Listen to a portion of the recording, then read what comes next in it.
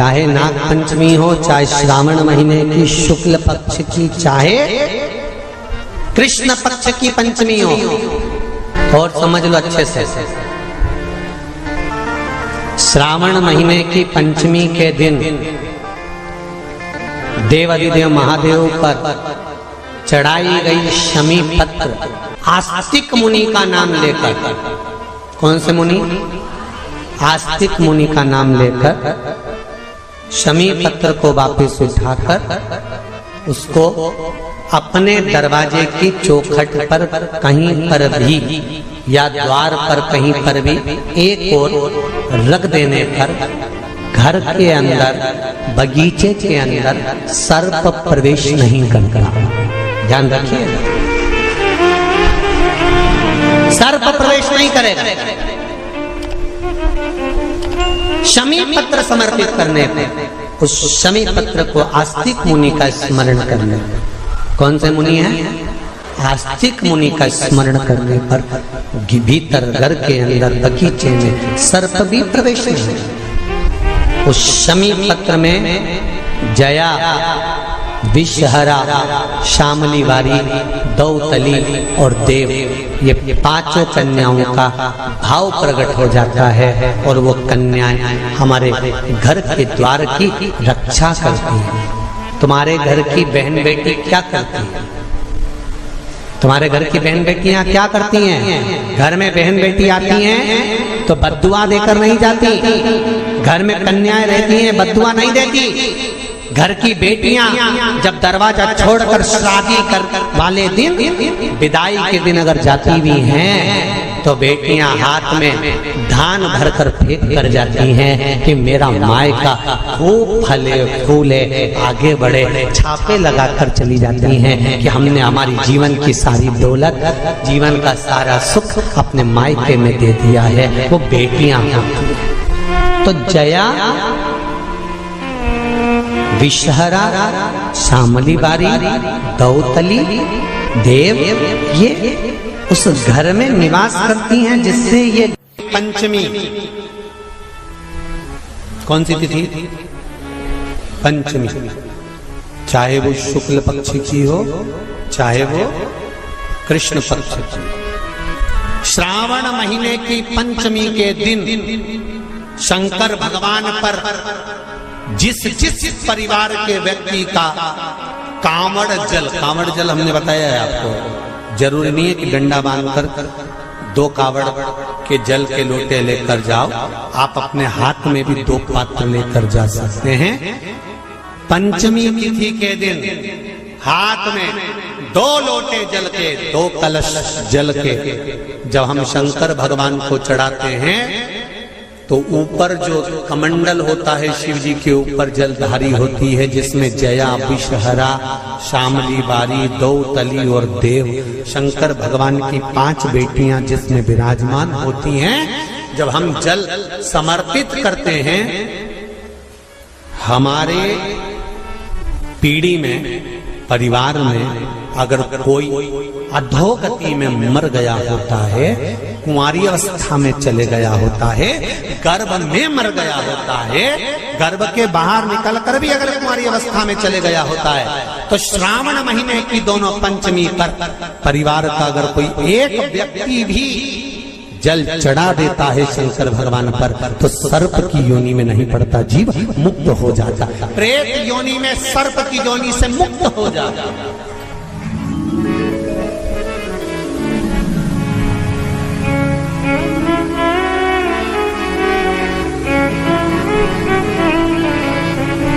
महाराज,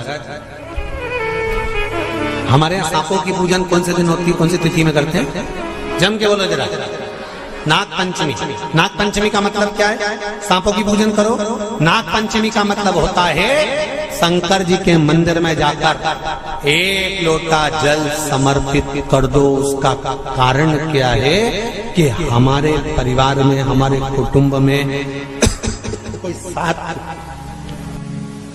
कुटुंब में, परिवार में कोई 7 पीढ़ी के अंतर्गत भी अगर कोई जीव तड़प रहा होता है, पड़ा हुआ होता है, उसकी मुक्ति नहीं होती है, तो पंचमी का चढ़ा हुआ जल उस जीव को प्राप्त हो जाता है और वो जीव तर जाता है, उसका फिर जन्म नहीं होता, वो तर, इसको मुक्तता कहता,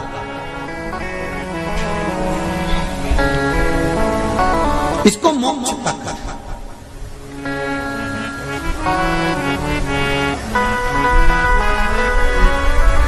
ये मोक्ष, इसी को कहेंगे कि ये मुक्तता है। महाराज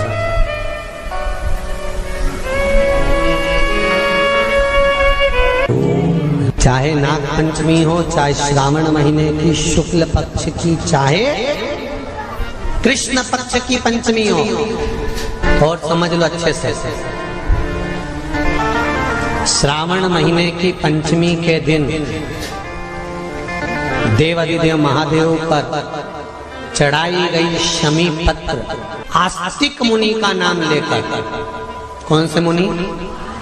आस्तिक मुनि का नाम लेकर शमी पत्र को वापस उठाकर उसको अपने दरवाजे की चौखट पर कहीं पर भी या द्वार पर कहीं पर भी एक ओर रख देने पर घर के अंदर, बगीचे के अंदर सर्प प्रवेश नहीं करता। ध्यान रखिए, सर्प प्रवेश नहीं करेगा।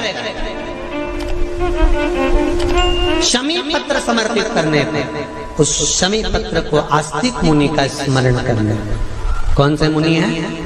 आस्तिक मुनि का स्मरण करने पर भीतर घर के अंदर बगीचे में सर्प भी प्रवेश नहीं। उस शमी पत्र में जया, विषहरा, श्यामली वारी, दौतली और देव, ये पांचों कन्याओं का भाव प्रकट हो जाता है और वो कन्याएं हमारे घर के द्वार की रक्षा करती हैं। तुम्हारे घर की बहन बेटी क्या करती है?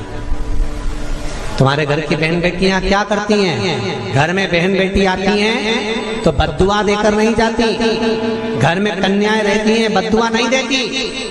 घर की बेटियां जब दरवाजा छोड़कर शादी कर वाले दिन, विदाई के दिन अगर जाती भी हैं तो बेटियां हाथ में धान भरकर फेंक कर जाती हैं कि मेरा मायका खूब फले फूले, आगे बढ़े।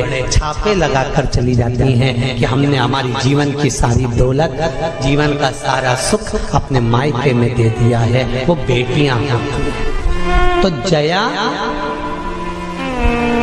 विषहरा, श्यामली वारी, दौतली, देव, ये उस घर में निवास करती हैं जिससे भगवान की जिंदगी किसने संवारी?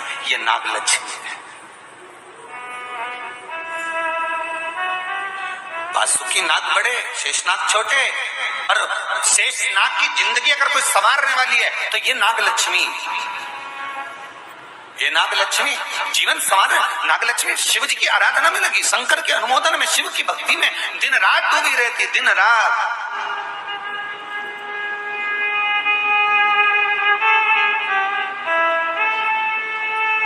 कितना सुंदर संवाद है।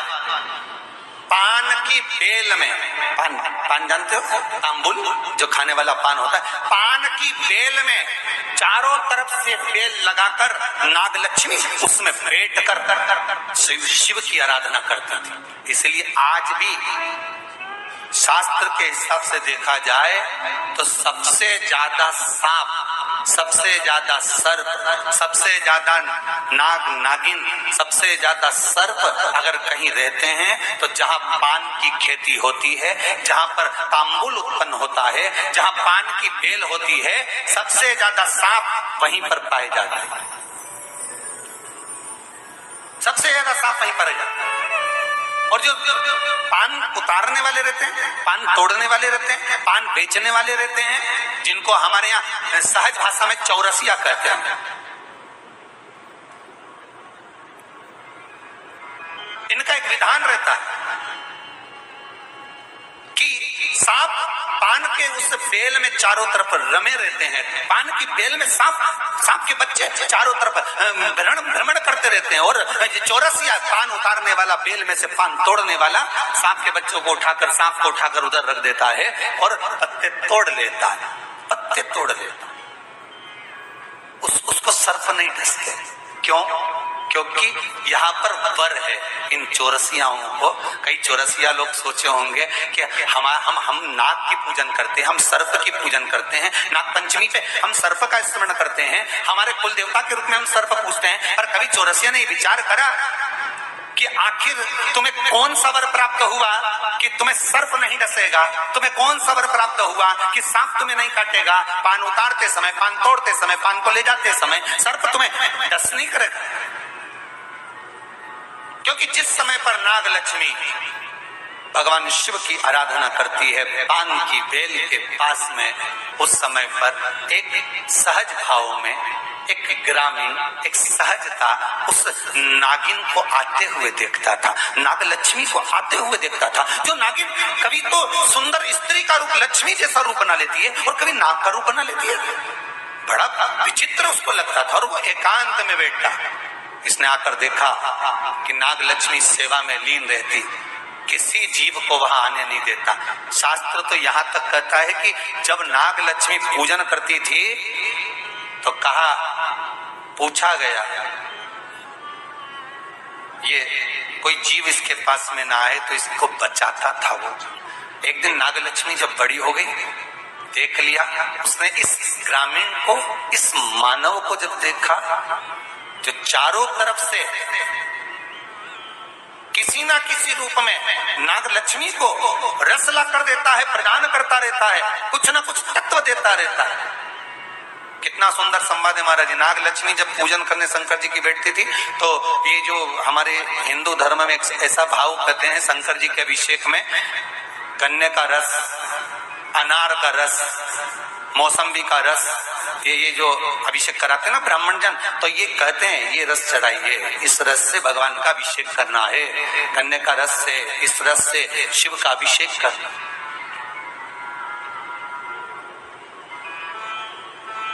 वो ला कर देता है, रख देता है।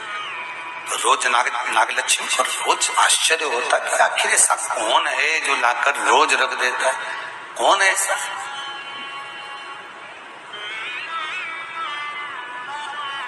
कौन ऐसा?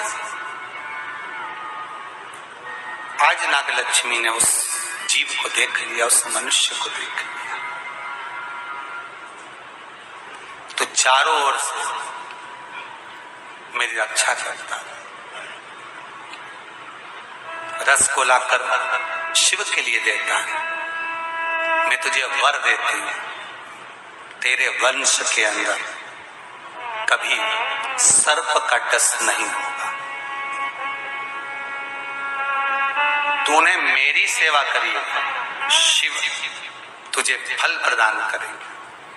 वो चारों ओर से रक्षा कर कर रस ला कर देता था, इसलिए उसका नाम का संबोधन में भी चौरसिया जोड़ा गया। चौरसिया, चारों ओर से चौकसी कर कर जो रस ला कर प्रदान कर दे, उसके नाम में भी संबोधन है। Please like, share and subscribe channel.